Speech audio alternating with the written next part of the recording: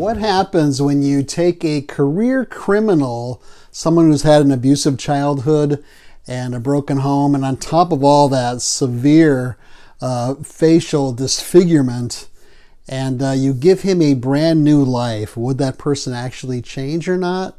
Well, that's the question posed in today's film. This is the Kazdoy Closet. I'm Kazdoy. That's my closet full of all the stuff that I love. And today we finally dip back into this box set directed by Walter Hill. This is on the imprint label. And we've posted episodes on the first 4 films in this set if you want to check those out. And now we're going to look at the penultimate film here. Let's check it out. Today's film is Johnny Handsome from 1989. After being double-crossed and thrown in jail, a deformed gangster gets a new face and rehabilitation, but his desire for revenge against those who did him wrong still exists. This has quite the impressive cast. Mickey Rourke plays the lead character. He was really in the prime of his career at this time. This is right around the time of Angel Heart and Barfly. We did do an episode on Barfly if you want to check that out. Later on in his life, he sustained some pretty bad facial injuries from boxing, so he underwent some plastic surgery, which he acknowledges was not the best plastic surgery you could get. And I hate to say it, but what Mickey Rourke looks like now is almost as bad as what his character looks like in this film with his disfigured face. He's wearing makeup for about the first 20 or 30 minutes of the film. And he also speaks with a cleft palate. So I usually put English subtitles on anyways, but I think you're definitely going to need those to understand what he's saying for the first 20, 30 minutes of this film. The bad guys here, one is played by Lance Henriksen. I'm sure you'll recognize him if you see him. Good character actor. He was in a couple of the Alien films.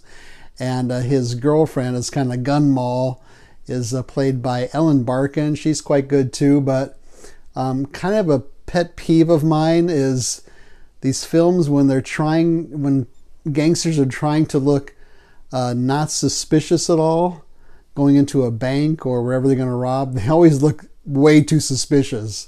The way they're dressed and the way they're looking around, and their sunglasses or whatever they're doing, always looks too suspicious. That kind of what happens here, but otherwise she's quite good in here. Forrest Whitaker plays the plastic surgeon who tries to give Johnny a new life.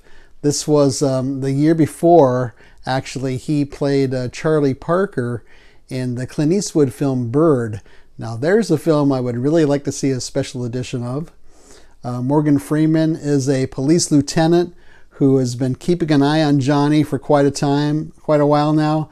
And even after Johnny has his facial reconstruction, Morgan Freeman is pretty cynical. He says, "I still know who you are underneath all that reconstruction on your face." This is the same year Morgan Freeman's films Lean on Me and Glory and Driving Miss Daisy were released. So he was really in the prime of his career too there. Elizabeth McGovern plays the good girl that Johnny meets when he gets his new job after being released from prison. And like I said, it was directed by Walter Hill. This is in between his films Red Heat and Another 48 Hours.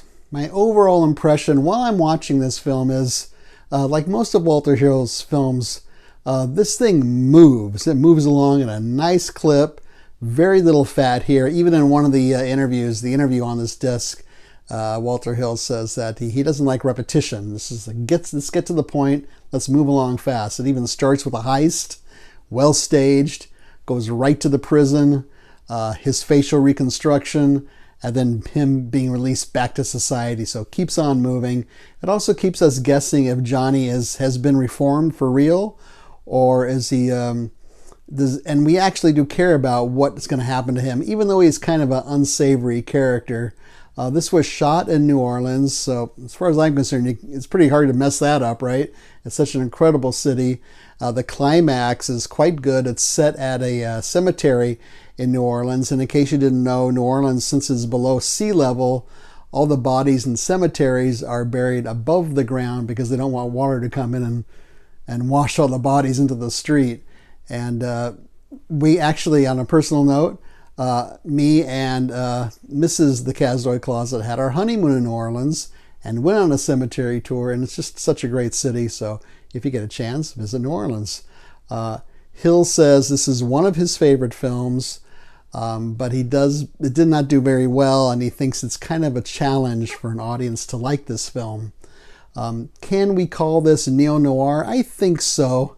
Not so much visually, except for a few moments here and there, but it does have a character named Johnny, which I'm being a little facetious, but it seems like maybe half the film noir films I watch, somebody's named Johnny. Sometimes it's right in the title.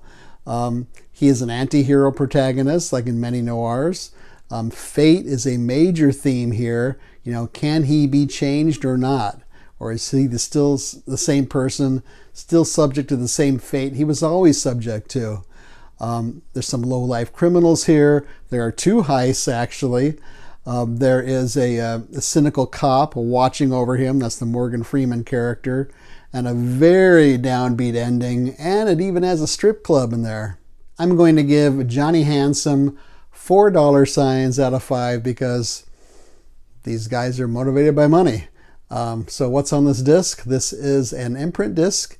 It is from that box set I showed you earlier, directed by Walter Hill.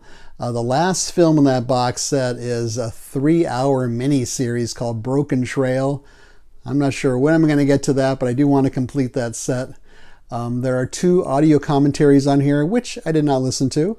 There's a new interview with Hill that's 45 minutes long, and then there's some interviews from 2010 with the makeup artist and the stuntman and the screenwriter. Those are about 10 minutes each.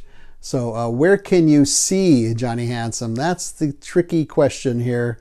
The box set is on eBay for about the same price that I paid, but it's not a cheap set. You can buy a DVD of Johnny Handsome by itself for about $10 or so. I don't know if there's any extras on it or not. You can always rent it, and from like Amazon Prime or something, or Amazon. And you can also try your public library. So that is it for Johnny Handsome. Feel free to leave a comment or a suggestion down below. Leave a thumbs up. Don't leave a thumbs down. Subscribe would be great.